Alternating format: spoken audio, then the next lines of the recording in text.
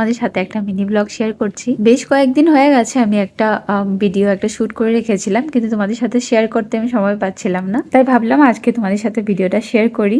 এই ভিডিওটা শেয়ার করছি মকর সংক্রান্তি কয়েকদিন পরে আমরা গিয়েছিলাম একটু সমুদ্র পার।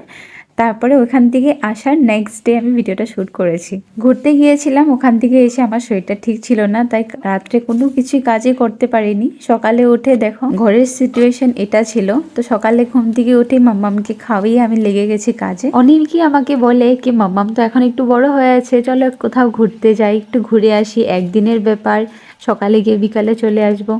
এই রিজনটার জন্য আমি যাই না, কারণ বাচ্চাকে একা নিয়ে সবকিছু কাজ টাজ করে মামামের খাওয়া দাওয়া রেডি করে নিয়ে যাই একবার।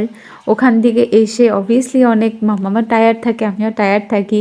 এসে তারপরে আরেক ঝোট থাকে এই কাজের জন্যে। এই রিজনটার জন্য আমার একদম বেরোতে ইচ্ছা করে না। এখন ভেবেছিলাম যে কোনো কাজ থাকে না ঘরে, মামামকে নিয়ে ফ্রি থাকি, তবে কন্টেন্ট ক্রিয়েটারের নামটা লিখিয়ে নেই। কিন্তু সত্যি করে বলতে গেলে হ্যাঁ, ভিডিও তো করে নেই, কিন্তু ভিডিওতে যে আমি ভয়েস ওভার দেবো, আপলোড করব, ওই সময়টা আর আমার হয় না। তবে আমি এই ভিডিওতে তোমাদের সাথে কোনো কমপ্লেন করছি না, আমি জাস্ট শেয়ার করছি আমার লাইফটা। আমার লাইফটা বলতে গেলে শুধু আমারই এরকম না, যে যে মা হয়েছে সবাই এইসব সহ্য করে মানে বাচ্চাকে বড় করেছে, তাই আমিও করতে হবে। আর আমিও আস্তে আস্তে করে শিখে নিচ্ছি সবকিছু। আজকের আমার এই ভিডিওটার মেইন উদ্দেশ্য কি জানো? লোকে বলে না সিঙ্গেল থাকা খুব ভালো লাগে, খুব ঘোরাঘুরি হয়, ঘরে আসা যাওয়া খুব ভালো লাগে, দেখতে খুবই ভালো লাগে বাইরের থেকে, জানো। কিন্তু যে লাইফটা থাকে না, ও শুধু জানে সব লাইফেরই কিছু খারাপ আছে, কিছু ভালো আছে।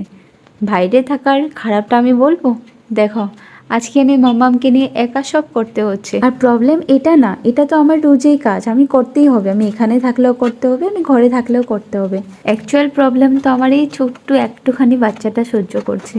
যখন আমি কাজ করছি ও বসে বসে আমার জন্য ওয়েট করছে, ওকে আমি টিভি দিচ্ছি, টিভি দেখছে, কখনো কান্না করছে, পেছনে পেছনে ছুটে বেড়াচ্ছে, কিন্তু কিছু করার নেই, কারণ ওকে নেওয়ার জন্য এখানে কেউ নেই।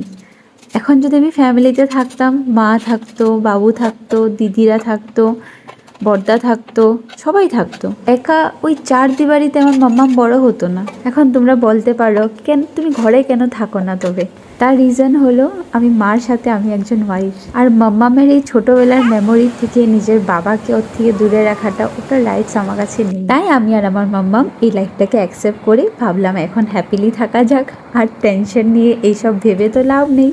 এরকম করতে করতে দেখো প্রায় 11টা মাস চলে গেল। তো ব্যাস আজকের ভিডিওটা এতটুকুই। শেষে একটা কথাই বলবো কি ভালো খারাপ সবকিছুই আছে সবার লাইফে, কিন্তু একটু ধৈর্য ধরে দেখো, সময় সবকিছু ঠিক করে দেয়। তাই লাইফে যেখানে আছো, যে পরিস্থিতিতে আছো, এনজয় করা শিখো।